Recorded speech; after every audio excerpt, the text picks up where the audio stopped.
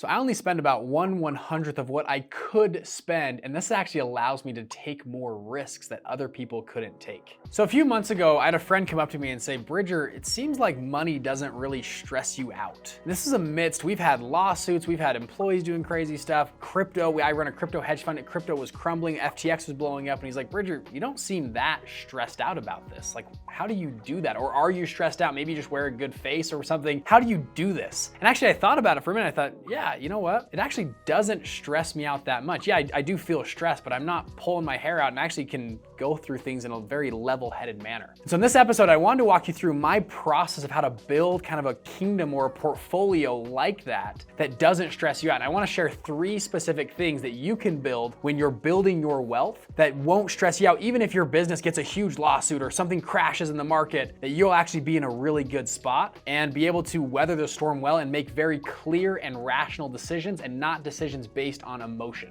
Now, what I'm about to share with you, I've never seen anyone else teach online or YouTubes or podcasts before. This is something I've built out for my own personal portfolio. It's actually served me very well. So with that, let's go into the first thing is number 1, get your house in order. I've got a friend that was on Instagram, had the cars, had the house, had all the cool stuff, and the moment the market hiccuped, all of a sudden he was in panic mode. And he didn't say it online, but privately he was messaging, hey, can you buy my car? I'll settle a discount. I'm trying to sell my house. I'm trying to get all these things because he was so over levered. There's a lot of people that me and you know, it doesn't matter how much money you give them. You could give them a $10 million lottery and they will lever up and they're gonna get debt and get big loans in their houses. They're gonna try to live the biggest, largest life they can live. And what happens is the moment the market hiccups, they get really stressed out because they're gonna lose all the stuff they bought. For me, I live in a relatively small house. My mortgage is $1,600 a month, and I leave it because it's a 2.5% mortgage, but I could pay off my house right now. My cars are paid off. So if the market crumbles, if my business crashes, I go, well, as long as I make $1,600 and maybe $2,000, $2,500 for gas and food, I'm good. And guess what? I can make that at McDonald's. Literally, I could work at McDonald's and make my monthly expenses. That's how small of a life I live.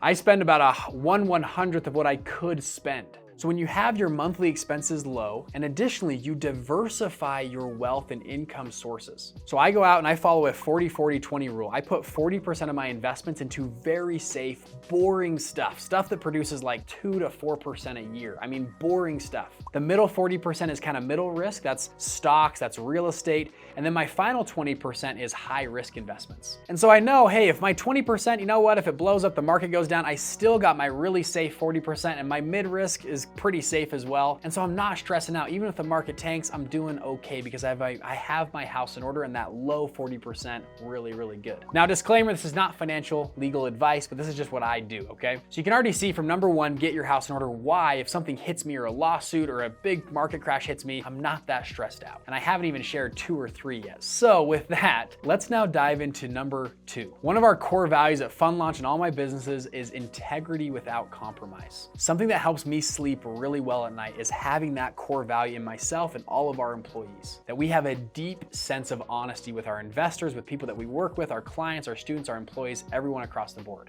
And because we really live that core value, I don't get that stressed out because I feel like we're doing right to our investors, we're doing right to our customers and our clients. And yes, maybe my fund will lose money for an investor, but at least we didn't do it fraudulently. And I've always told them, if I lose money, you will know from me. I'm gonna send you reports. Every 15 days, you get a report from me, good, bad, or ugly. I'm okay sharing bad news. I'm gonna give it to you straight. I'm not gonna fudge numbers or lie or anything like that. Integrity without compromise is one of our core values. So even if the market crashes or we get an audit or something happens, we kept our integrity throughout the whole process and we'll come out on top. So if you do number 1, you get your house in order, and then you do number 2, you have integrity without compromise. This leads into number 3, where you can play this like a game. When I talk to really wealthy mentors, people that are billionaires or centimillionaires, they always talk about business like a game. It has a game-like mentality to them. It's like playing Monopoly or a video game. It's very interesting to see how they talk and think about the markets in this space. If someone sues them, if they have a problem in their business, they treat it like a game-like mentality. How can they move the chip pieces or the chess pieces to go and strategically place them in a stronger position or hold? And what happens is, again, if you do number one and number two successfully, you can start stepping back and treating this like a game. So if the market crashes and you're all stressed out and worried about it, look at how this affects your competitors, how you can position and gain market share, how you can work with your current investors in your fund or your business to help grab more clients or customers. How can you grab employees from competitors, pull in new softwares, merge with other companies? You start to play this like a game-like mentality.